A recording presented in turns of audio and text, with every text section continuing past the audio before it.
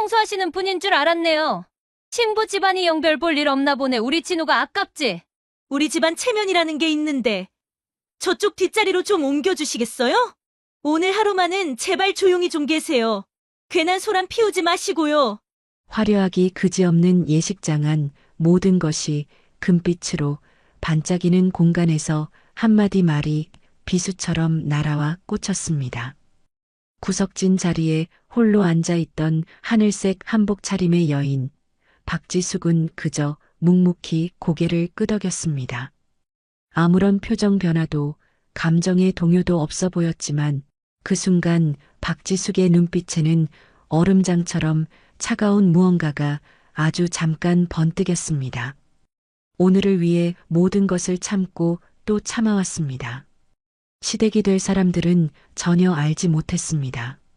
자신들이 지금 누구의 심기를 건드리고 있는지, 그리고 그 대가가 얼마나 혹독할지를 말입니다.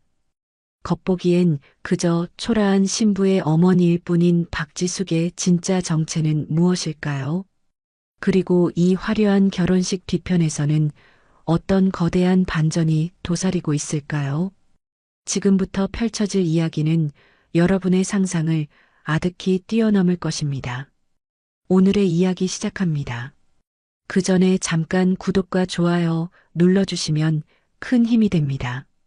서울 중심부에 위치한 최고급 호텔 예식장. 거대한 수정 샹들리에가 눈부신 빛을 쏟아내고 값비싼 꽃장식은 숨막히는 향기를 내뿜고 있었습니다. 최고급 양복과 드레스, 한복을 차려입은 하객들은 서로의 부와 지위를 과시하며 우아하게 담소를 나누었죠. 모든 것이 완벽하게 조화로운 이 공간에서 유독 한 사람, 박지숙만이 이질적인 존재처럼 보였습니다.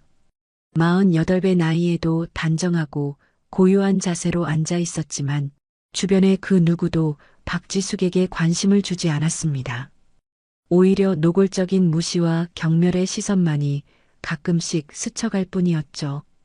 신랑 측 하객 중 한 명이 박지숙을 위아래로 훑어보며 옆 사람에게 경멸적으로 속삭였습니다. 저분이 신부 어머니라고? 나는 또 어디 허드렛일 하시는 분이 잘못 들어온 줄 알았네. 그 말을 들은 다른 하객들도 경박한 웃음을 터뜨리며 박지숙을 구경거리처럼 쳐다봤습니다.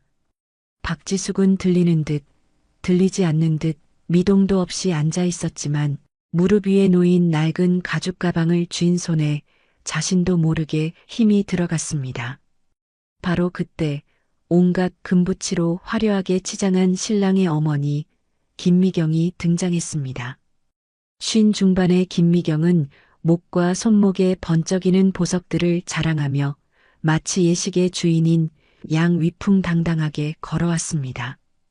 김미경은 박지숙의 바로 앞에 서서 모든 사람이 들으라는 듯 큰 소리로 말했습니다. 차부인, 아무리 그래도 앞자리는 우리 집안 어른들이 앉으셔야지요. 체면이라는 게 있는데 저쪽 뒷자리로 좀 옮겨주시겠어요? 순간 모든 하객의 시선이 박지숙에게로 집중되었습니다. 어떤 이는 동정하는 눈빛을, 또 다른 이는 흥미로운 구경거리라도 생긴 듯한 시선을 보냈습니다. 박지숙은 한참 동안 아무 말 없이 김미경을 바라보다가 이내 조용히 고개를 끄덕였습니다. 알겠습니다. 박지숙의 목소리는 지극히 차분했지만 그 한마디에 예식장의 공기는 이상하리만치 무겁게 가라앉았습니다. 박지숙이 자리에서 일어나 뒷자리로 발걸음을 옮기자 호텔 직원까지 다가와 구석진 자리를 안내했습니다. 이쪽이 더 편하실 겁니다. 이제 하객들은 대놓고 수군거리기 시작했습니다. 신부 집안이 영별 볼 일 없나 보네. 우리 진우가 아깝지? 그러게 말이야. 저런 집안이랑 사돈을 맺다니. 신부 대기실에서 이 모든 상황을 전해 들은 딸 이수아의 마음은 무겁게 내려앉았습니다. 순백의 드레스를 입고 있었지만 거울에 비친 얼굴에서는 행복한 신부의 미소를 찾을 수 없었습니다. 엄마가 저렇게까지 무시당하는 모습을 보니 심장이 아팠습니다. 하지만 그 시각 박지숙의 표정에는 누구도 눈치채지 못할 미세한 변화가 일어나고 있었습니다. 겉으로는 여전히 평온해 보였지만 그 눈빛은 점점 더 차갑고 날카로워지고 있었습니다. 마치 결전의 순간을 앞둔 장수처럼 말이죠. 박지숙은 가방에 손을 넣어 차가운 무언가의 감촉을 확인했습니다. 하객들은 여전히 박지숙을 무시하며 떠들어댔지만 박지숙만은 알고 있었습니다. 곧 이 모든 상황이, 이 오만하고 무례한 모든 것이 완전히 뒤바뀔 것이라는 사실을 말입니다. 신부 대기실은 화려한 꽃과 축하 인사로 가득했습니다.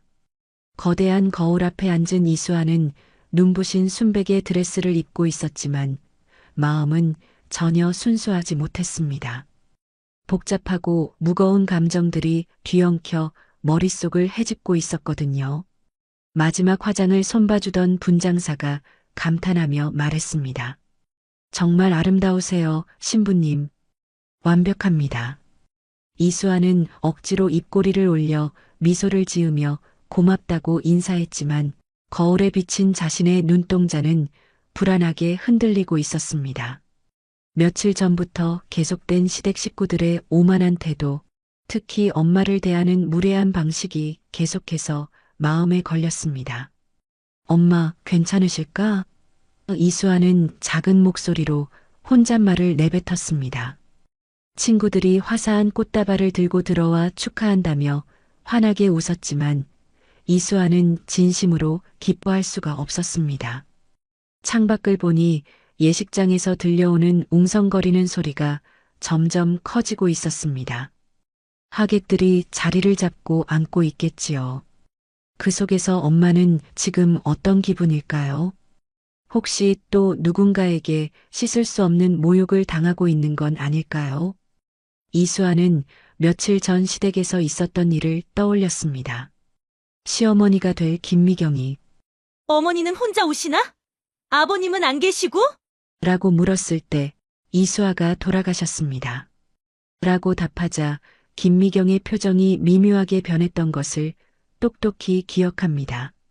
어머, 그러셨구나. 그럼 혼자 몸으로 힘드셨겠네. 말은 동정하는 듯 했지만 그 속에 담긴 가시 돋친 의미는 너무나도 선명했습니다. 가난하고 의지할 곳 없는 여자라는 낙인, 그 잔인한 편견이 묻어 있었거든요. 이수아는 드레스에 값비싼 장식을 만지작거리며 깊은 한숨을 내쉬었습니다. 이 결혼이 정말 옳은 선택이었을까요? 사랑보다는 안정을 택한 것이었는데 그 안정이라는 것이 엄마의 자존심을 희생시키는 대가라면 과연 무슨 의미가 있을까요? 분장사가 신부님, 표정이 좀 어두워 보여요. 가장 행복한 날인데 환하게 웃어보세요. 라고 말하자 이수아는 다시 한번 억지 미소를 지어 보였습니다. 밖에서 예식 진행을 알리는 음악 소리가 희미하게 들려왔습니다. 곧 이수아는 저 길을 걸어가야 합니다. 하지만 발걸음이 천근만근 무겁기만 합니다. 친구가 수아야, 긴장돼? 라고 묻자 이수아는 응, 조금. 이라고 겨우 대답했습니다. 하지만 이건 결혼을 앞둔 신부의 평범한 긴장이 아니었습니다. 무언가 아주 불길한 예감이 계속해서 마음을 짓누르고 있었거든요. 예식장 안내 방송이 들려왔습니다. 하객 여러분께서는 자리에 앉아주시길 바랍니다. 이수아는 창밖을 바라보며 엄마가 앉아있을 구석진 자리를 상상해 보았습니다. 그리고 가슴 한편이 시리게 저려왔습니다. 호텔 정문 앞에 범상치 않은 차량들이 소리 없이 도착했습니다. 군용 지휘 차량 2대와 검은색 대형 승용차 1대가 나란히 멈춰 섰고 그 안에서 각 잡힌 정복을 입은 군 관계자들이 내렸습니다. 그들은 굳게 닫힌 서류 가방을 손에 들고 망설임 없이 호텔 안으로 향했습니다. 입구에서 이들을 맞이한 호텔 지배인이 당황하며 물었습니다. 무슨 일이십니까? 군 관계자 중 가장 앞서 있던 이가 단호하게 답했습니다. 국방부 소속입니다. 공식 업무로 왔으니 협조 바랍니다.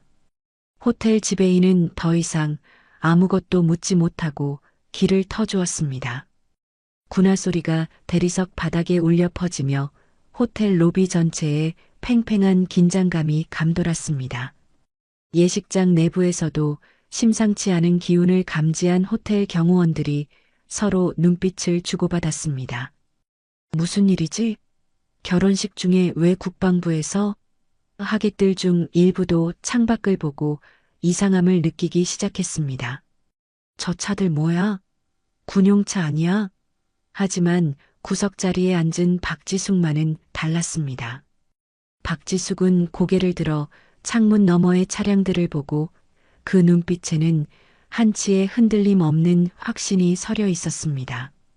마치 이 모든 상황을 이미 알고 있었다는 듯이 말입니다.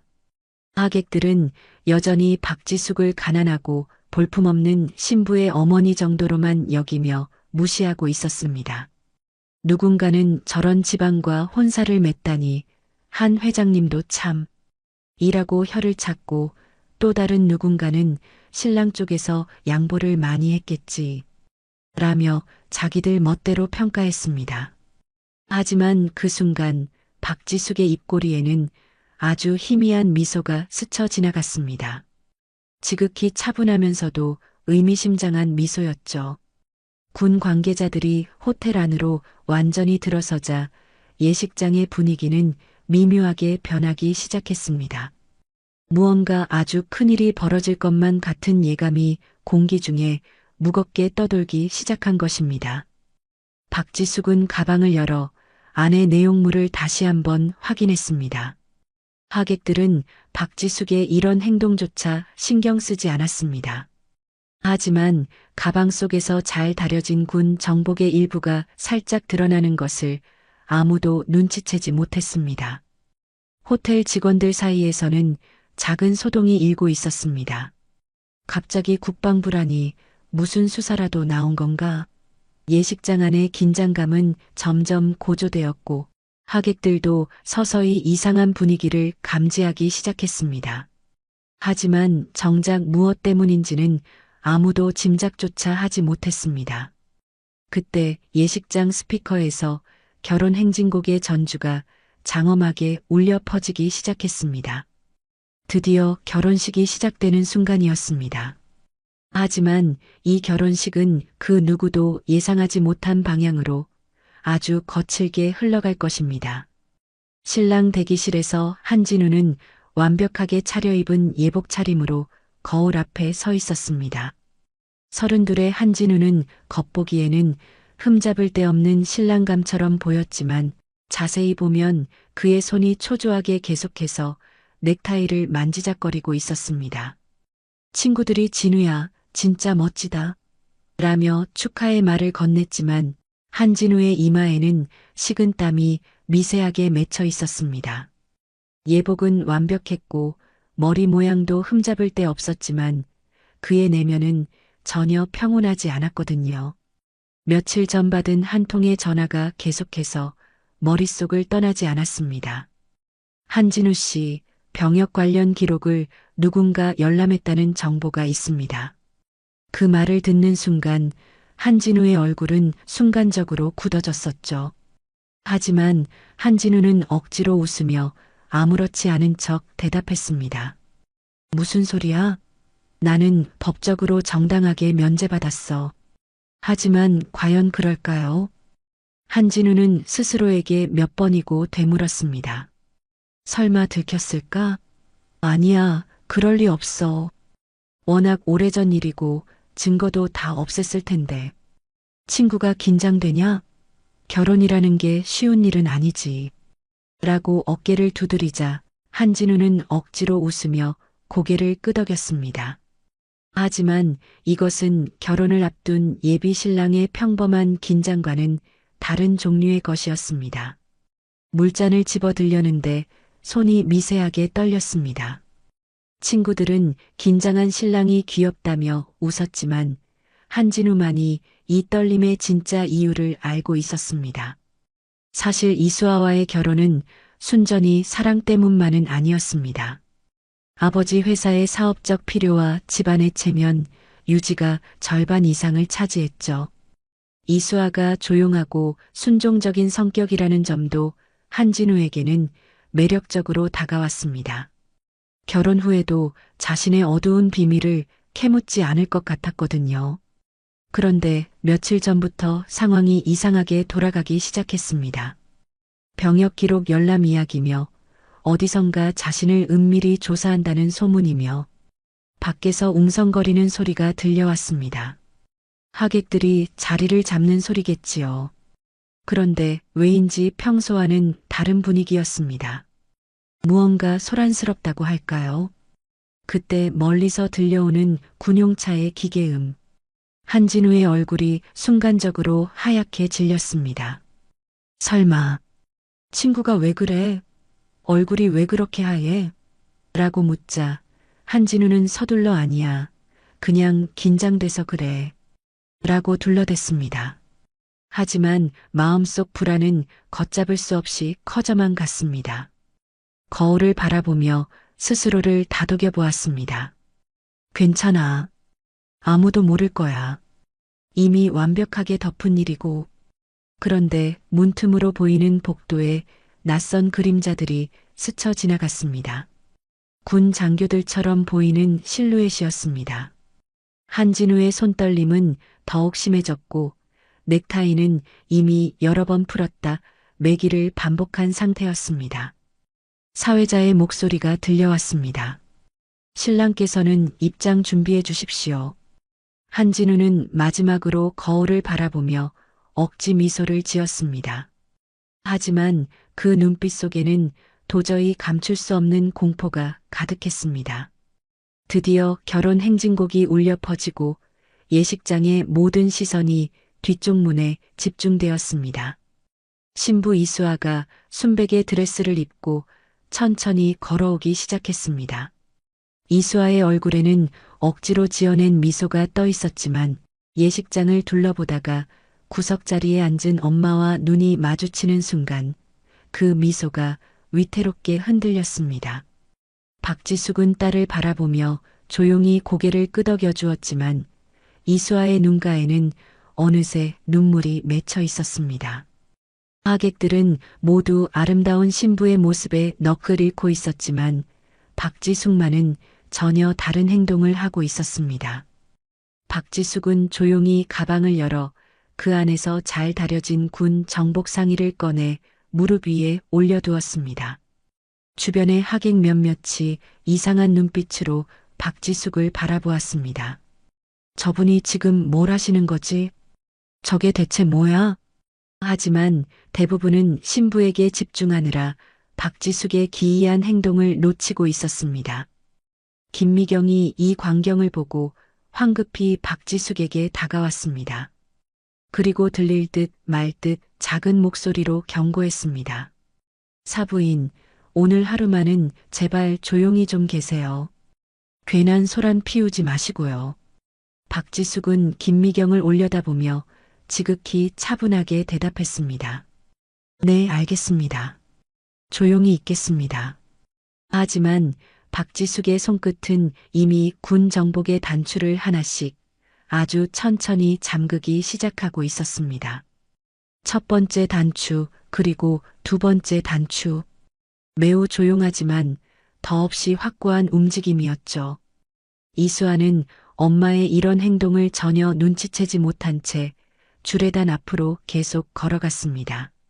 신랑 한진우가 이수아를 맞이하기 위해 나섰고 하객들은 박수를 치며 두 사람을 축하했습니다.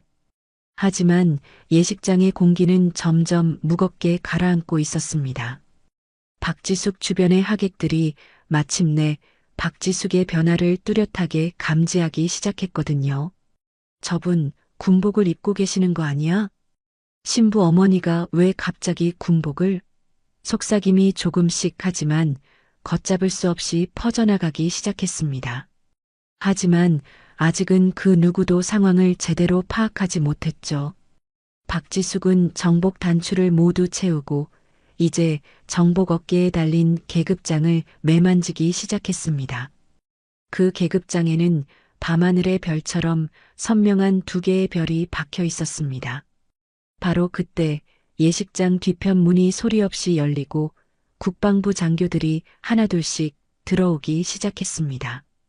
그들은 벽 쪽으로 조용히 서서 말없이 상황을 지켜보았습니다. 눈치 빠른 하객들이 이상함을 느끼기 시작했습니다. 저분들은 누구지? 왜 군인들이 결혼식에 온 거야? 주례자가 사랑은 두 사람을 하나로 만드는 이라며 주례사를 낭독하고 있었지만 예식장의 분위기는 이미 예사롭지 않게 변해가고 있었습니다. 박지숙은 마지막으로 군모를 바로잡으며 완벽한 군복 차림을 갖추었습니다. 그리고 천천히, 아주 천천히 자리에서 일어설 준비를 했습니다. 결혼 행진곡은 점차 잦아들고 이제 진짜 드라마가 시작될 순간이 다가오고 있었습니다. 주례자가 신랑 신부는 서로를 마주보고 서주시기 바랍니다. 라고 말하는 바로 그 순간 예식장 뒤편에서 박지숙이 천천히 일어섰습니다. 완벽한 군 정복 차림의 박지숙이 주례단을 향해 걸어가기 시작하자 하객들의 웅성거림이 파도처럼 커졌습니다. 저분이 정말 신부 어머니 맞아? 어깨에 저거 별 2개잖아. 장군 아니야? 충격과 혼란이 예식장 전체를 순식간에 휩쓸기 시작했습니다. 방금 전까지 청소부 취급을 받으며 무시당하던 가난한 신부의 어머니가 갑자기 별 2개를 단 고위 장성의 모습으로 나타난 것입니다. 박지숙은 한치의 흐트러짐 없는 당당한 걸음으로 주례단 앞으로 걸어가 주례자에게 정중히 말했습니다. 죄송합니다만 잠시 마이크를 빌릴 수 있겠습니까? 주례자는 당황한 얼굴로 마이크를 건넸습니다. 예식장 전체가 숨을 죽이고 박지숙을 바라보았습니다. 박지숙은 마이크를 받아들고 예식장 전체를 천천히 둘러본 후 명확하고 단호한 목소리로 말했습니다. 안녕하십니까? 저는 국방부 수도방위 사령부 사령관 소장 박지숙입니다. 예식장이 물을 끼얹은 듯 완전히 조용해졌습니다. 방금까지 박지숙을 비웃고 무시하던 사람들의 얼굴이 하얗게 질려갔습니다. 박지숙은 가방에서 서류 뭉치를 꺼내 들었습니다. 오늘 이 자리에서 저는 몇 가지 진실을 밝히고자 합니다. 신랑 한진우 씨의 병역 면제 과정에 있었던 불법 조작 사건과 관련해서 말입니다. 한진우의 얼굴이 순간적으로 잿빛으로 변했습니다. 아버지인 한태성 회장이 벌떡 일어나며 소리쳤습니다. 지금 무슨 소리를 하는 거요? 내 아들은 정당하게 면제받았소. 하지만 박지숙은 조금도 흔들리지 않고 서류를 펼쳐 읽기 시작했습니다. 2019년 병무청 관계자에게 금품을 전달하여 병역 신체 검사 결과를 조작한 혐의, 방산업체와의 부당한 유착을 통해 각종 특혜를 수수한 혐의. 하객들이 경악하며 웅성거리기 시작했습니다. 충격적인 내용들이 하나둘씩 폭로되자 화려했던 예식장의 분위기는 완전히 뒤바뀌었습니다. 바로 그때 예식장 문이 활짝 열리고 헌병들이 줄지어 들어왔습니다. 국방부 장교들도 함께 입장하며 공식적인 수사 분위기를 조성했습니다. 이수아는 이 모든 상황을 망연자실하게 바라보다가 갑자기 모든 것을 깨달았습니다. 엄마가 왜 그렇게 차분했는지, 왜 그 모든 모욕을 묵묵히 견뎌냈는지 이제야 알 것 같았습니다. 김미경은 그 자리에 무릎을 꿇고 울며 박지숙에게 애원했습니다. 죄송합니다, 사령관님. 몰랐습니다. 정말 몰랐습니다. 하지만 박지숙의 표정은 단호했습니다. 몰랐다는 것은 변명이 될 수 없습니다. 저는 공직자로서 그리고 한 사람의 어머니로서 마땅히 해야 할 일을 했을 뿐입니다. 한진우는 이제 완전히 무너져 내렸습니다. 완벽해 보이던 신랑의 모습은 온데간데였고 떨리는 목소리로 중얼거렸습니다. 이럴 리가 없어. 한태성 회장은 여전히 이건 음모야. 우리를 함정에 빠뜨리려는 음모라고 외쳤지만 그의 목소리에는 이미 절망이 가득 배어 있었습니다. 예식장 밖에서는 기자들이 구름처럼 몰려들기 시작했습니다. 어디서 소식을 들었는지 수많은 카메라 플래시가 쉴 새 없이 터졌습니다. 화려한 결혼식은 순식간에 거대한 비리 폭로의 현장으로 변해버린 것이죠. 하객들은 충격과 당황 속에서 서로의 얼굴만 쳐다볼 뿐이었습니다.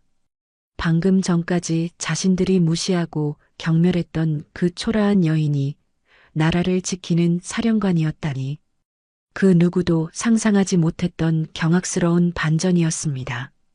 헌병들이 한태성 회장과 한진우를 향해 다가가자 예식장의 분위기는 완전히 일변했습니다. 화려했던 결혼식장은 순식간에 엄숙한 수사 현장으로 바뀌었습니다. 김미경은 바닥에 주저앉아 흐느끼며 박지숙에게 용서를 빌었습니다. 사령관님, 정말 죄송합니다. 제가 눈이 멀어서 정말 몰라서 그랬습니다. 하지만 박지숙의 목소리는 여전히 차분하고 단호했습니다. 모른다는 것이 다른 사람의 인격을 모독할 이유는 되지 않습니다. 한태성 회장이 마지막 발악을 했습니다. 이건 음모다. 내 아들을, 우리 가문을 무너뜨리려는 함정이라고. 하지만 그의 목소리는 점점 작아졌고 얼굴에는 짙은 절망이 드리워졌습니다. 한진우는 이제 완전히 넋이 나간 상태였습니다. 자신의 추악한 비밀이 만천하에 드러나자 더 이상 변명할 여지조차 없어진 것입니다. 이럴 리가 없어. 모든 게 완벽했는데. 완벽했다고. 그때 이수아가 떨리는 손으로 마이크를 집어들었습니다.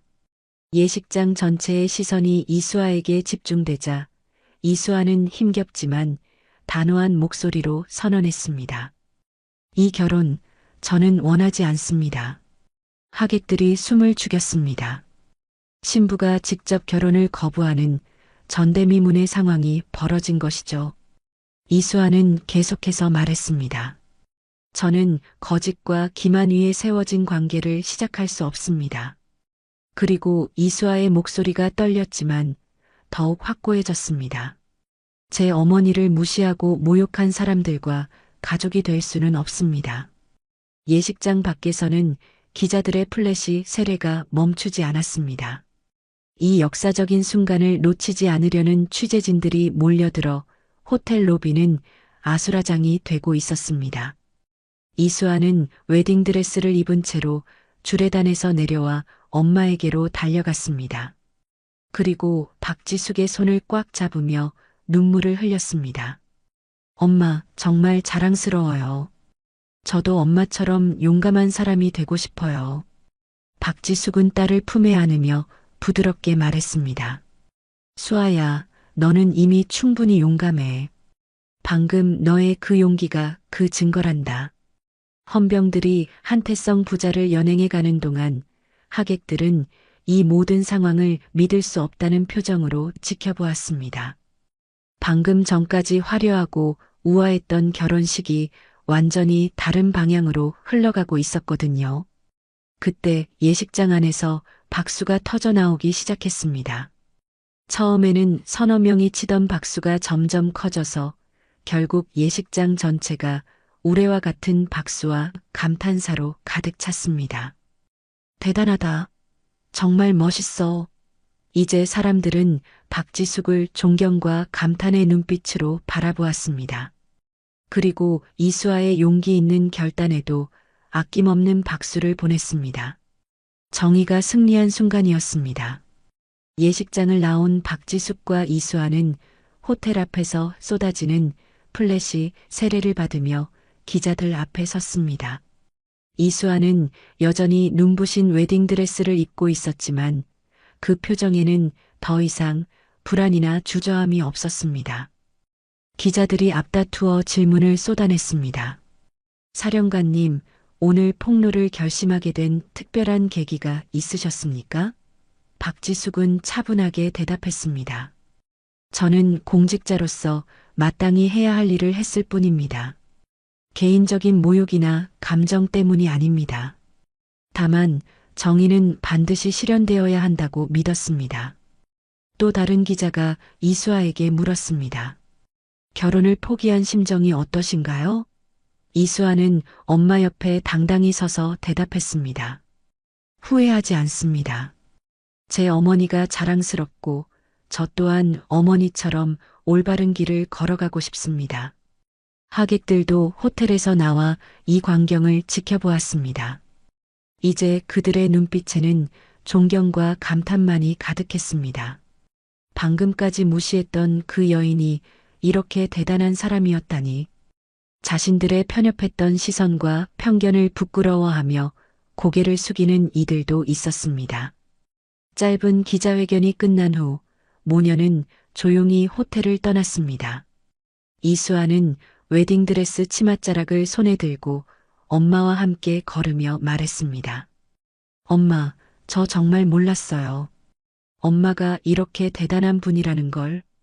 박지숙은 딸의 어깨에 손을 올리며 미소 지었습니다. 수아야, 직책이 사람의 품격을 만드는 게 아니란다. 사람이 그 자리를 빛내는 거지. 너는 이미 충분히 훌륭하고 품격 있는 사람이야. 일주일 후 한적한 카페에서 모녀가 마주 앉아 있었습니다.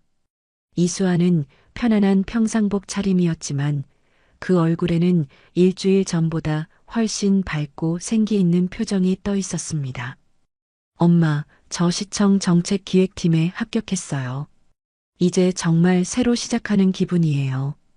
박지숙이 환하게 웃으며 답했습니다. 정말 잘 됐구나, 우리 딸. 너는 이미 용감한 사람이야. 그 용기로 너의 새로운 길을 멋지게 만들어 가렴. 두 사람은 커피잔을 들어 가볍게 부딪혔습니다. 우리의 새로운 시작을 위하여. 창밖으로는 눈부시게 푸른 하늘이 펼쳐져 있었고 모녀의 눈빛에는 확신과 희망이 가득했습니다. 그들에게는 이제 서로가 있었고 그것만으로도 세상의 어떤 어려움이든 이겨낼 수 있을 것 같았습니다. 진짜 품격은 화려한 옷이나 높은 지위가 아니라 어떠한 상황에서도 자신을 잃지 않는 당당함과 사람을 향한 존중에서 나온다는 것을 두 사람은 알고 있었습니다. 그리고 서로를 지켜주는 사랑이야말로 세상에서 가장 강한 힘이라는 것도 말입니다. 카페 안 텔레비전에서는 뉴스가 흘러나오고 있었습니다. 방위산업 비리 사건, 전면 수사 확대, 국방부, 투명한 조사 의지 1000명. 박지숙과 이수아는 뉴스를 보며 조용히 미소 지었습니다.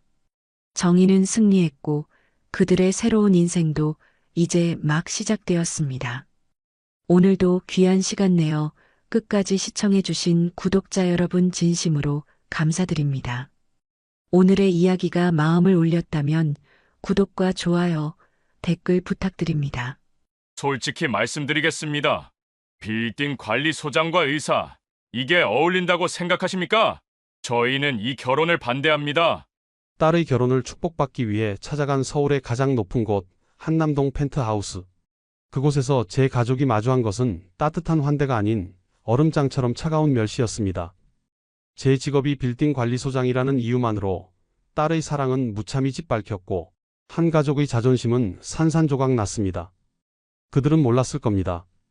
자신들이 지난 10년간 살아온 그 화려한 성의 주인이 바로 그들이 그토록 무시했던 저였다는 사실을 말입니다. 사람을 돈과 지위로 판단하는 오만한 자들에게 이제부터 진짜 품격이 무엇인지, 사람을 존중하지 않는 대가가 얼마나 혹독한지 똑똑히 가르쳐주려 합니다. 과연 이들은 자신들이 저지른 짓의 대가를 어떻게 치르게 될까요? 오늘의 이야기 시작합니다. 그 전에 잠깐 구독과 좋아요 눌러주시면 큰 힘이 됩니다. 서울의 하늘과 가장 맞닿은 곳, 한남동 최고층 펜트하우스에 들어서는 순간 저는 이곳이 우리 가족이 속한 세상이 아님을 직감했습니다. 통유리 너머로 서울의 야경이 보석처럼 펼쳐져 있었지만 그 화려함은 오히려 서늘한 위압감으로 다가왔습니다. 오늘 이 자리는 제 딸 소희의 미래가 걸린 중요한 상견례였지만 분위기는 처음부터 보이지 않는 벽에 가로막힌 듯 답답했습니다. 외아들 최우진의 아버지, 국내 굴지의 의료재단 이사장인 최민준 원장과 그의 아내 김서연 여사는 마치 진귀한 예술품을 감정하듯 우리 가족을 훑어보았습니다. 그들의 눈빛에는 사람을 향한 온기 대신 차가운 계산만이 담겨 있었지요. 길고 어색한 침묵 끝에 최민준 원장이 마침내 입을 열었습니다. 그는 저를 향해 고개를 까딱이며 물었습니다. 그래서 이강민 선생님께서는 하시는 일이 어떻게 되시는지. 그 질문에는 예의를 가장한 오만함이 묻어 있었습니다. 제 딸 소희의 얼굴이 순간 굳어지는 것을 보았습니다. 바로 그때 아들인 최우진이 다급하게 대화를 가로챘습니다. 아마 소희를 보호하려는 마음이었겠지요. 아버님은 빌딩 관리소장으로 일하고 계십니다. 그 한마디가 모든 것을 결정지었습니다. 관리소장? 최민준 원장의 목소리에는 숨길 수 없는 경멸감이 묻어났습니다. 마치 들어서는 안 될 불결한 단어를 들은 사람처럼 말입니다. 아내 김서연 여사는 애써 미소를 지었지만 그 웃음은 가면처럼 차가웠습니다. 제 아내 정은이 조심스럽게 덧붙였습니다. 내 한자리에서 벌써 20년 넘게 일하고 계십니다. 저는 굳이 변명하거나 부연하지 않았습니다. 58년을 살아온 제 삶은 단정하게 차려입은 정장 아래 감춰진 거친 손과 검게, 그을린 얼굴이 묵묵히 증명하고 있었으니까요. 김서연 여사가 의미심장한 눈빛으로 남편을 바라봤습니다. 전직 방송인 출신인 그녀는 머리부터 발끝까지 값비싼 보석과 의상으로 치장한 모습이었습니다. 아, 그러시군요. 최민준 원장의 대답은 건성이었습니다. 그의 시선은 불안한 표정을 감추지 못하는 제 딸 소희에게로 향했습니다. 26의 소희는 간호사복 대신 단정한 원피스를 입고 있었지만 그들의 싸늘한 반응에 어쩔 줄 몰라 하고 있었습니다. 우리 소희는 대학병원 간호사로 일하고 있습니다. 아내 정은이 딸을 변호하듯 말했습니다. 평범한 옷차림의 아내는 이 화려한 펜트하우스의 분위기와는 어울리지 않는 모습이었습니다. 간호사, 좋은 직업이죠? 김서연 여사가 겉으로는 웃었지만 그 웃음 뒤에 숨겨진 날카로운 가시를 알아차리는 것은 어렵지 않았습니다. 그때 의대생인 아들 최우진이 참다 못해 입을 열었습니다. 아버지, 어머니, 소희 씨는 정말 좋은 사람입니다. 하지만 최민준 원장의 표정은 이미 돌처럼 굳어 있었습니다. 그는 저를 다시 한번 위아래로 훑어보더니 입을 열었습니다. 말씀드리기 조심스럽지만 우리 집안은 의료인 가문입니다.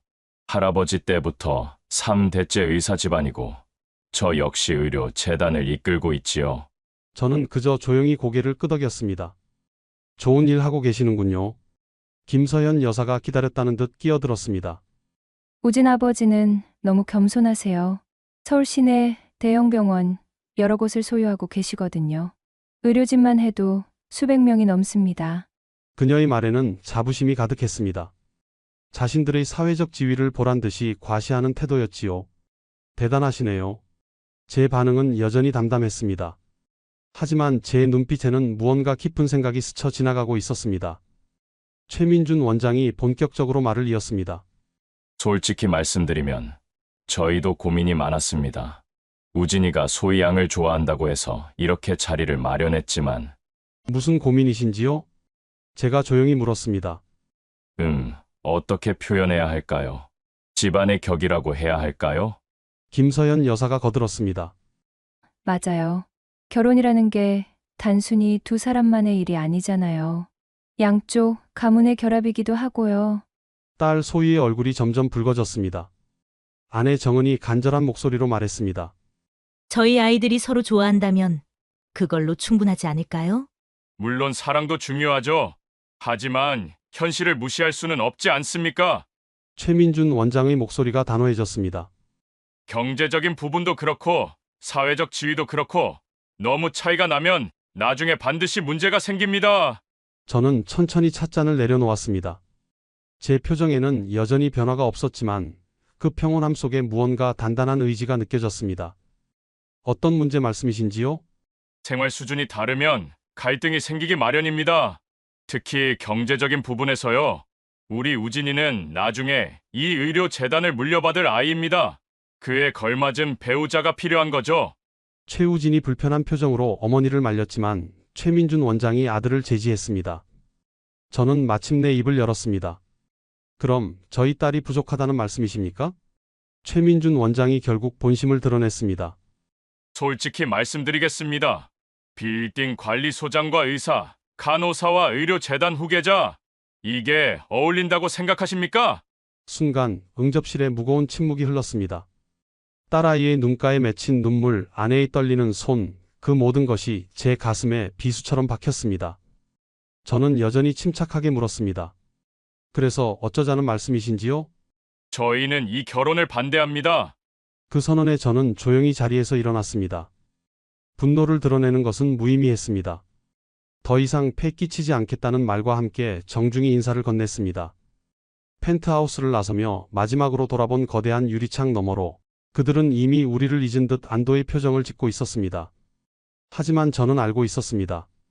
이것은 끝이 아니라 이제부터가 진짜 시작이라는 것을요. 펜트하우스를 떠나 집으로 돌아오는 차 안은 숨 막히는 침묵으로 가득했습니다. 저는 묵묵히 운전대를 잡았고 아내 정은은 뒷좌석에서 딸 소희의 어깨를 감싸 안은 채 창밖만 바라보고 있었습니다. 소희의 흐느낌만이 간간히 정적을 깨뜨렸지요. 화려했던 한남동의 불빛이 멀어지고 익숙한 동네로 접어들자 그 초라함이 오늘따라 유독 아프게 다가왔습니다. 집 앞에 차를 세우고 나서도 한동안 아무도 내릴 생각을 하지 못했습니다. 그날 밤 우리 가족에게 집은 편안한 안식처가 아닌 서글픈 현실을 확인시켜주는 공간일 뿐이었습니다. 거실에 마주 앉았을 때 마침내 소희가 울음 섞인 목소리로 입을 열었습니다. 아빠, 죄송해요. 저 때문에. 딸의 그 한마디가 제 심장을 후벼 팠습니다. 무엇이 죄송하다는 걸까요? 사랑하는 사람을 만난 것이 죄는 아닐진데 소희는 모든 것이 자신의 탓인 양 고개를 떨구고 있었습니다. 뭐가 죄송해? 우리 딸은 아무 잘못 없어. 제 목소리는 따뜻했지만 마음속에서는 차가운 분노가 들끓고 있었습니다. 제 딸의 눈에서 눈물이 흐르게 만든 그 오만한 자들을 결코 용서할 수 없었습니다. 하지만 아빠 직업 때문에 제가 부족해서 그런 걸까요? 소희야. 저는 단호하게 딸의 말을 끊었습니다. 그런 소리 하지 마라. 직업에 귀천이 어디 있어. 정직하게 땀 흘려 일하는 아버지를 부끄러워하는 거냐? 아니에요, 아빠. 그런 뜻이 아니에요. 그럼 됐다. 문제는 우리에게 있는 게 아니야. 사람을 돈과 지위로 판단하는 그 사람들의 천박한 마음에 있는 거지. 저는 자리에서 일어나 서재로 향했습니다. 잠시 후 먼지가 뽀얗게 쌓인 낡은 서류 가방 하나를 들고 나왔습니다. 아내와 딸은 의아한 눈으로 저를 바라보았습니다. 저는 가방을 열어 그 안에 가득한 서류 뭉치들을 거실 탁자 위에 쏟아냈습니다. 부동산 등기부등본, 토지대장, 건축물관리대장 서류의 종류도 다양했습니다. 아내 정은이 떨리는 손으로 서류 한 장을 집어들었습니다. 여보, 이게 다 뭐예요? 당신과 소희에게 말하지 않은 게 있었어. 소희가 무심코 서류 한 장을 들여다보더니 눈이 동그래졌습니다. 아빠, 이 주소 오늘 갔던 그 펜트하우스 주소예요. 그래. 그 건물이 아빠 거다. 네? 아내와 딸은 동시에 외쳤습니다. 믿을 수 없다는 표정이었지요. 오늘 너희를 무시했던 그 최민준 원장 가족이 지난 10년 동안 아빠한테 월세를 내고 산 거야. 제 말에 두 사람은 말문이 막힌 듯 했습니다. 저는 30년 전 대기업 부장으로 일하다가 외환 위기를 직감하고 퇴직금과 모아둔 돈 전부를 부동산에 투자했던 과거를 털어놓았습니다. 당시에는 모두가 저를 미쳤다고 했지만 제 예감은 정확했습니다. 폭락한 부동산을 헐값에 사들였고 그중 하나가 바로 오늘 우리가 다녀온 한남동의 그 건물이었습니다. 왜 지금까지 숨기셨어요? 아내 정은이 울먹이며 물었습니다. 돈 때문에 사람이 변하는 걸 너무 많이 봤거든. 당신과 소희만큼은 평범하고 성실하게 살아가길 바랐어. 그래서 관리소장 일도 계속했던 거고. 저는 서류 더미 속에서 전화번호 하나를 찾아냈습니다. 그리고 망설임 없이 전화를 걸었습니다. 수화기 너머로 중후한 목소리가 들려왔습니다. 오랜만입니다. 이강민 회장님. 김 변호사 잘 지냈나? 부탁할 게 하나 있어서. 저는 전화기 너머의 상대에게 차분하지만 단호한 목소리로 말했습니다. 한남동 펜트하우스 당장 계약 해지 통보하게. 한 달 안에 집을 비우라고 전해. 이유는 주인이 직접 사용해야겠다고 말이야. 전화를 끊다 아내와 딸은 경악과 혼란이 뒤섞인 표정으로 저를 바라보고 있었습니다. 저는 그들을 향해 나지막이 말했습니다. 이제부터 시작이야. 그들에게 진짜 품격이 무엇인지, 사람을 존중하지 않는 대가가 얼마나 혹독한지 똑똑히 가르쳐 줄 때가 됐어. 제 눈빛은 그 어느 때보다 차갑고 단단하게 빛나고 있었습니다. 다음 날 아침 저는 평소와 다름없이 관리소장 유니폼을 입고 출근했습니다. 제 일상은 어제와 조금도 달라지지 않았습니다. 순찰을 돌고 주민들의 민원을 처리하고 동료들과 소소한 농담을 나누는 평범한 하루였지요. 하지만 제 마음속에서는 이미 거대한 폭풍의 전조가 시작되고 있었습니다. 그들이 사는 화려한 성, 그 견고해 보이던 성벽에 첫 번째 균열을 내기 위한 망치를 저는 이미 들어 올렸습니다. 오후가 되자 제 휴대전화가 울렸습니다. 김 변호사였습니다. 그의 목소리에는 희미한 웃음기가 묻어 있었습니다. 회장님, 방금 전 한남동 펜트하우스에 내용 증명을 전달하고 오는 길입니다. 수고했네. 그쪽 반응은 어떻던가? 예상했던 그대로입니다. 처음에는 법무법인에서 나왔다는 말에 최민준 원장이 대수롭지 않다는 듯, 아니, 오히려 귀찮다는 듯한 표정으로 서류를 봤더군요. 김 변호사의 말을 들으며 저는 그 오만한 남자의 얼굴을 어렵지 않게 떠올릴 수 있었습니다. 자신에게 닥칠 일이 무엇인지 전혀 상상하지 못한 채 세상을 발 아래 둔 듯한 그 표정을 말입니다. 그런데 서류를 펼쳐들고 임대인, 즉 건물주의 이름을 확인하는 순간 최민준 원장의 얼굴이 그대로 굳어버렸습니다. 몇 번이고 서류를 다시 확인하더군요. 이강민이라는 세 글자를 믿을 수 없다는 듯이 말입니다. 김 변호사의 보고는 계속되었습니다. 최민준 원장은 처음에는 서류가 위조되었다며 소리를 지르다가 법무법인의 직인이 찍힌 것을 확인하고는 말을 잃었다고 합니다. 그의 아내 김서연 여사는 옆에서 이게 무슨 말이냐며 당장 당신네 대표를 바꾸라고 고함을 치다가 남편의 하얗게 질린 얼굴을 보고는 상황의 심각성을 깨달은 듯 했습니다. 가장 볼만했던 것은 그 후의 반응이었습니다. 최민준 원장이 곧바로 제게 전화를 걸어왔습니다. 처음에는 고압적인 목소리로 이게 무슨 장난이냐고 윽박지르더군요. 그래서 저는 차분하게 사실을 알려주었습니다. 그 건물의 소유주가 이강민 회장님이 맞으며 지난 10년간 월세 또한 회장님께 정상적으로 입금되었다는 사실을요. 수화기 너머로 잠시 침묵이 흘렀다고 합니다. 그리고 다시 들려온 최민준 원장의 목소리는 이전의 오만함은 온데간데 없이 당혹과 혼란으로 심하게 떨리고 있었다고 했습니다. 그는 믿을 수 없다는 말만 반복하며 뭔가 착오가 있는 것이 분명하다고 횡설수설했다고 합니다. 전화를 끊기 직전에 그러더군요. 그분이 정말 빌딩 관리소장이 맞습니까? 하고 말입니다. 저는 씁쓸한 미소를 지었습니다. 그에게는 여전히 제 직업이 사실을 받아들이는데 가장 큰 걸림돌이 되고 있는 것이겠지요. 그들의 세상에서는 빌딩 관리소장이 한남동 최고급 펜트하우스를 소유한다는 것이 상상조차 할 수 없는 일일 테니까요. 아마 지금쯤 자신들의 모든 인맥을 동원해 내 뒷조사를 하고 있겠지. 그리고 곧 알게 될 거야. 자신들이 얼마나 어리석고 편협한 세상에 갇혀 살았는지를.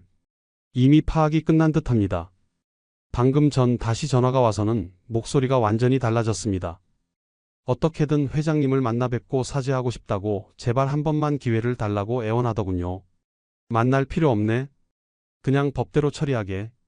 한 달의 유예기간, 그 이상은 없어. 전화를 끊고 창밖을 내다보았습니다. 하늘은 어제와 같이 높고 푸르렀습니다. 하지만 그 하늘 아래 가장 높은 곳에서 살던 그들은 이제 땅으로 곤두박질 칠 준비를 해야 할 것입니다. 이것은 단순한 복수가 아닙니다. 사람 위에 사람 없고 사람 밑에 사람 없다는 지극히 당연한 진리를 그들의 뼛속 깊이 새겨주기 위한 혹독한 가르침의 시작일 뿐입니다. 저는 이제 그들의 다음 행동을 기다릴 것입니다. 아마도 그들은 곧 제 앞에 나타나겠지요. 그때 저는 그들에게 진짜 품격이란 무엇인지 다시 한번 묻게 될 것입니다. 예상은 빗나가지 않았습니다. 다음 날 오후 제가 일하는 빌딩 관리소 앞으로 검은색 고급 세단 한 대가 미끄러지듯 멈춰 섰습니다. 차에서 내린 사람은 최민준 원장과 그의 아내 김서연 여사 그리고 아들 최우진이었습니다. 한남동 펜트하우스에서 보았던 오만함은 온데간데 없고 초조함과 당혹감이 역력한 얼굴들이었지요. 그들은 허름한 관리소의 모습과 어울리지 않는 값비싼 옷차림 그대로였습니다. 동료 직원이 어리둥절한 표정으로 제게 묻더군요. 소장님, 아시는 분들입니까? 행색을 보니 보통 사람들은 아닌 것 같은데.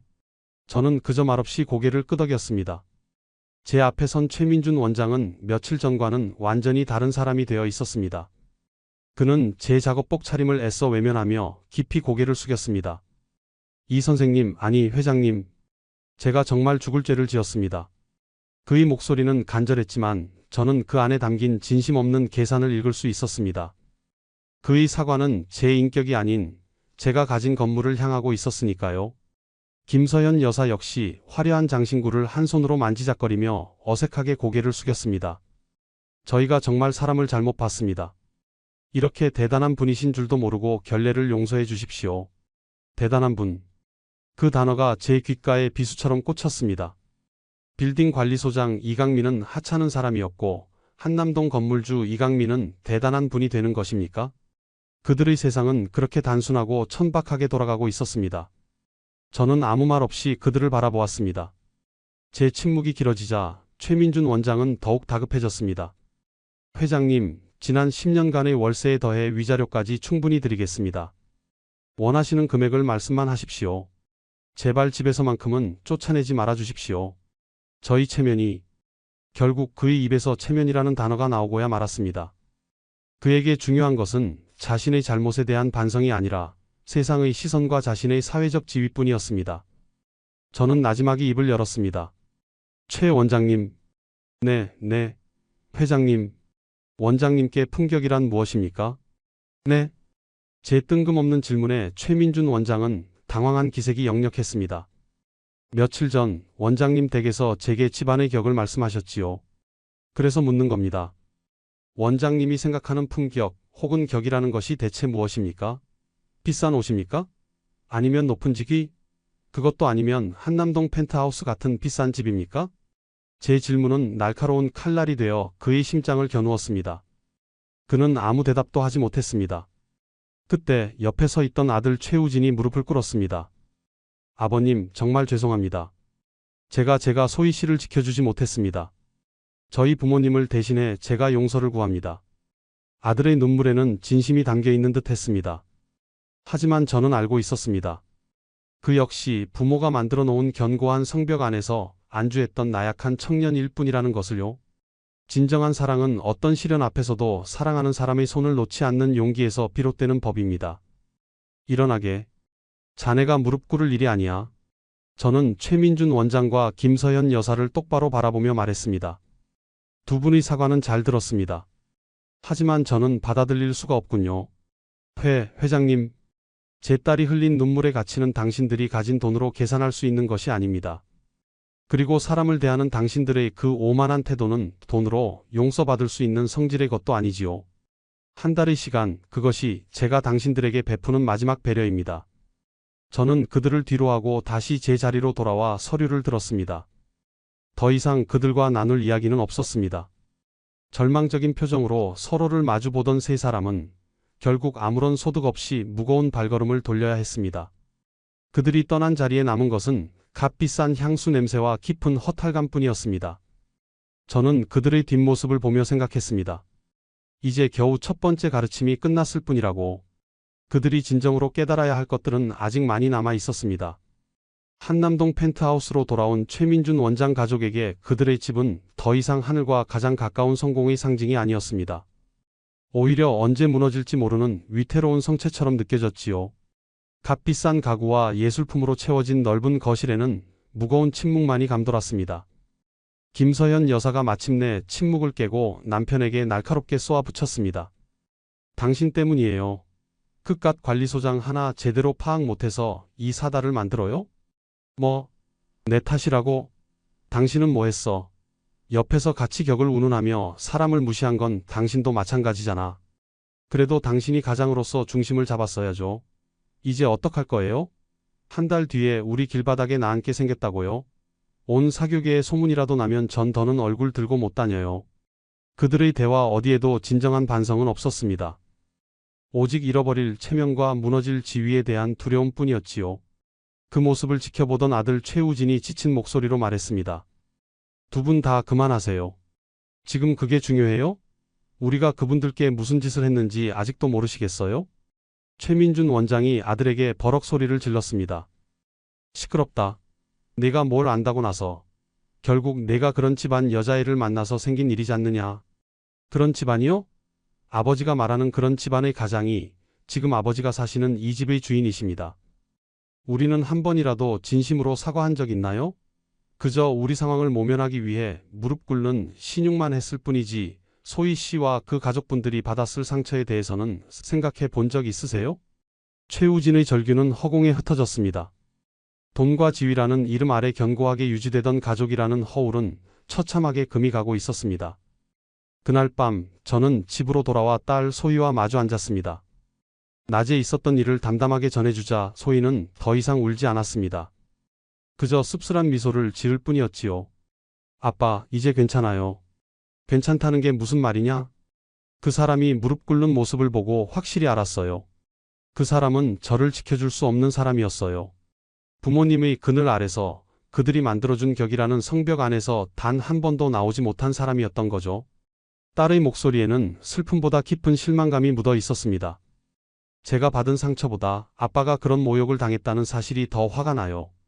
그리고 그런 순간에 제 옆에 있어 주지 못한 그 사람이 이제는 원망스럽지도 않아요. 딸의 단단한 눈빛을 보며 저는 제 결심이 틀리지 않았음을 다시 한번 확인했습니다. 며칠이 지나자 보이지 않는 소문이 그들 주변을 옥죄기 시작했습니다. 한남동 최고층 펜트하우스가 매물로 나왔다는 이야기, 최민준 원장 집안에 큰 우환이 생겼다는 이야기들이 부풀려져 그들의 사교계를 떠돌았습니다. 김서연 여사의 휴대전화는 쉴 새 없이 울렸습니다. 걱정을 가장한 채 가십거리를 캐내려는 친구들의 전화였지요. 그녀가 그토록 지키고 싶어 했던 체면은 날카로운 파편이 되어 오히려 그녀를 공격하고 있었습니다. 그러던 어느 날 김 변호사에게서 연락이 왔습니다. 회장님, 최민준 원장 측에서 내용 증명에 대한 답변서를 보내왔습니다. 계약 해지가 부당하다며 법적으로 대응하겠다는군요. 아마 아는 법조인들을 총동원한 모양입니다. 저는 그 말을 듣고 조용히 웃었습니다. 그러라고 하게. 법은 우리 편이니까. 그리고 정의도. 수화기 너머의 김 변호사도 제 뜻을 알아차린 듯 했습니다. 알겠습니다. 회장님, 그들이 가진 인맥과 법 기술이 진실 앞에서는 얼마나 무력한지 증명해 보이겠습니다. 전화를 끊고 저는 창밖의 평범한 골목길을 내다보았습니다. 저 아래 평범한 사람들이 서로 인사를 나누고 웃으며 살아가는 저 풍경 속에 진짜 품격이 있었습니다. 이제 최민준 원장 가족은 깨닫게 될 것입니다. 그들이 믿었던 돈과 권력이라는 성벽이 얼마나 허약한 모래성이었는지를, 그리고 진짜 세상은 그 성벽 밖에 있다는 사실을 말입니다. 한 달이라는 시간은 화살처럼 빠르게 흘렀고 결국 우리는 법정에서 다시 마주하게 되었습니다. 최민준 원장은 국내 최고의 로펌을 선임했습니다. 법정에 들어서는 그의 모습은 다시 예전의 오만함을 되찾은 듯 보였습니다. 값비싼 정장을 차려입고 노련한 변호인단을 대동한 그의 눈빛은 승리를 확신하고 있었지요. 그들은 저를 탐욕스러운 건물주로 몰아갈 작정이었습니다. 오랜 기간 안정적으로 살아온 임차인을 개인적인 감정으로 부당하게 내쫓으려 한다는 논리를 펼쳤습니다. 그들의 변호사는 현란한 법률 용어를 섞어가며 이번 계약 해지가 사회적 통념에 어긋나는 권리 남용이라고 주장했습니다. 존경하는 재판장님, 피고는 지난 10년간 단 한 번의 연체 없이 성실하게 임대료를 납부해온 모범적인 임차인입니다. 그런데 원고는 단지 자신의 아들과 딸의 관계가 틀어졌다는 지극히 사적인 이유를 들어 피고의 주거 안정권을 심각하게 위협하고 있습니다. 이는 명백한 권리 남용에 해당합니다. 최민준 원장 측 변호사의 목소리가 법정 안에 울려 퍼졌습니다. 방청석에서는 작게 웅성거리는 소리가 들렸습니다. 그들의 전략은 저를 갑질하는 졸부로 만들어 여론을 자신들에게 유리하게 돌리려는 것이었지요. 최민준 원장은 만족스러운 표정으로 저를 쳐다보았습니다. 하지만 그의 시선이 제 변호를 맡은 김 변호사와 마주치는 순간 그의 얼굴에서 미소가 사라졌습니다. 김 변호사는 법조계에서 불도저라 불리는 사람이었습니다. 한 번 맡은 사건은 결코 놓치는 법이 없었지요. 김 변호사는 자리에서 일어나 차분한 목소리로 반론을 시작했습니다. 존경하는 재판장님, 상대 측 변호인께서는 지금 감정에 호소하고 계시지만 이 사건의 본질은 매우 간단합니다. 김 변호사는 재판부를 향해 두꺼운 서류 뭉치를 증거로 제출했습니다. 여기 원고와 피고가 10년 전 최초로 작성했던 임대차 계약서 원본이 있습니다. 계약서 제7조 2항을 보시겠습니다. 임대인은 계약 만료 한 달 전까지 서면으로 통보할 시 별도의 사유 없이 계약을 갱신하지 않을 권리를 가진다. 이 조항은 양측의 합의하에 명시된 내용이며 피고 최민준 원장 역시 이 조항을 인지하고 서명했습니다. 법정은 순간 조용해졌습니다. 김 변호사의 목소리는 계속되었습니다. 원고는 계약서에 명시된 절차에 따라 계약 만료일로부터 정확히 30일 전에 법무법인을 통해 내용 증명으로 계약 해지 의사를 통보했습니다. 이는 법적으로나 계약 내용으로나 아무런 하자가 없는 정당한 권리 행사입니다. 상대 측이 주장하는 권리 남용은 성립될 수 없습니다. 김 변호사는 잠시 말을 멈추고 최민준 원장을 똑바로 바라보았습니다. 또한 상대 측은 원고가 사적인 감정으로 계약을 해지했다고 주장하지만 그 사적인 감정을 유발한 장본인이 누구입니까? 자신의 사회적 지위를 이용해 한 가족에게 씻을 수 없는 모욕감을 주고 한 젊은이의 순수한 사랑을 짓밟은 사람이 과연 누구입니까? 김 변호사의 마지막 말은 법정을 넘어 최민준 원장의 심장을 겨누는 칼날과도 같았습니다. 최민준 원장의 얼굴은 하얗게 질려갔습니다. 재판장의 표정도 미묘하게 변하고 있었습니다. 법의 저울은 돈이나 권력이 아닌 오직 진실과 정의의 무게만을 재는 법입니다. 첫 재판은 그렇게 끝이 났습니다. 법정을 나서는 최민준 원장의 어깨는 들어올 때와는 달리 무겁게 축 처져 있었습니다. 그는 깨닫기 시작했을 겁니다. 자신이 믿었던 법이라는 방패가 실은 자신을 겨누는 가장 날카로운 창이 될 수도 있다는 사실을 말입니다. 저는 말없이 법원 건물을 빠져나왔습니다. 이제 심판의 시간은 시작되었습니다. 그리고 그 끝이 어디를 향할지는 이미 정해져 있었습니다. 첫 재판 이후 최민준 원장 가족을 둘러싼 견고해 보였던 성벽은 눈에 띄게 무너져 내리기 시작했습니다. 법정에서의 패배는 시작에 불과했습니다. 의료계와 그들이 속한 상류층 사회의 한남동 펜트하우스에서 쫓겨나게 된 의사 집안이라는 소문이 걷잡을 수 없이 퍼져나갔습니다. 최민준 원장이 평생에 걸쳐 쌓아 올린 명성과 체면은 하루아침에 조롱거리로 전락했습니다. 병원의 이사회에서는 그의 리더십에 대한 의문이 공공연하게 제기되었고 환자들 사이에서도 좋지 않은 이야기가 돌았습니다. 그가 그토록 중요하게 여겼던 외부의 시선이 이제는 그를 옥죄는 차가운 쇠사슬이 된 것입니다. 집안의 분위기는 그야말로 최악이었습니다. 김서현 여사는 매일같이 남편을 원망했고 부부의 다툼은 날이 갈수록 격렬해졌습니다. 이게 다 당신 때문이에요. 당신이 조금만 더 신중했어도 이런 망신은 당하지 않았을 거라고요. 이제 와서 그런 말이 무슨 소용이야. 당신은 뭐 달랐어? 그깟 관리소장이라고 무시하기는 마찬가지였잖아. 그들의 집은 더 이상 안식처가 아니었습니다. 서로에게 상처를 입히는 말만이 오가는 전쟁터가 되었지요. 이 모든 것을 지켜보던 아들 최우진은 깊은 절망감에 빠졌습니다. 그는 부모님의 어리석음과 자신의 나약함이 모든 것을 망쳤다고 자책했습니다. 그는 더 이상 이 비극을 방관할 수 없다고 생각했습니다. 마지막으로 한 번만이라도 소희를 만나 진심으로 용서를 구하고 싶었습니다. 며칠 후 최우진은 소희가 일하는 병원 앞에서 하염없이 그녀를 기다렸습니다. 퇴근하는 소희의 모습을 발견하고 그는 용기를 내어 다가갔습니다. 소희 씨. 그의 목소리에 소희는 걸음을 멈췄습니다. 하지만 그녀의 눈빛에는 더 이상 예전의 따뜻함이 남아있지 않았습니다. 차갑고 단단한 벽만이 느껴질 뿐이었지요. 무슨 일이죠? 잠깐만 얘기 좀 할 수 있을까요? 제발. 두 사람은 병원 근처의 한적한 공원 벤치에 마주 앉았습니다. 최우진은 차마 고개를 들지 못하고 떨리는 목소리로 말했습니다. 정말 미안합니다. 내가 너무 어리석고 비겁했어요. 당신을 지켜주지 못해서 정말 미안합니다. 소희는 아무 말 없이 그의 사과를 들었습니다. 한참의 침묵 끝에 그녀가 나지막이 입을 열었습니다. 우진 씨. 네. 이제 와서 그 사과가 무슨 의미가 있는지 모르겠어요. 당신은 당신의 부모님이 저와 우리 아버지를 모욕할 때 아무것도 하지 못했어요. 아니, 하지 않았죠. 당신 역시 그 성벽 안에서 안전하게 보호받는 것을 선택했을 뿐이에요. 아닙니다. 난 정말 당신을 사랑했어요. 사랑이요? 소희가 씁쓸하게 웃었습니다. 진짜 사랑은 어떤 상황에서도 내 편이 되어주는 거예요. 세상이 모두 등을 돌려도 마지막까지 내 손을 잡아주는 거라고요. 하지만 당신은 그러지 못했어요. 그러니 이제 와서 사랑을 말하지 마세요. 그건 우리 가족과 나에 대한 또 다른 모욕일 뿐이니까. 소희는 자리에서 일어났습니다. 우리는 원래부터 다른 세상 사람이었어요. 이제라도 그걸 깨달았으니 다행이라고 생각해요. 부디 잘 지내세요. 그리고 다시는 찾아오지 마세요. 그것이 그들의 마지막이었습니다. 소희의 단호한 뒷모습을 보며 최우진은 자신이 무엇을 잃어버렸는지 뼈저리게 깨달았습니다.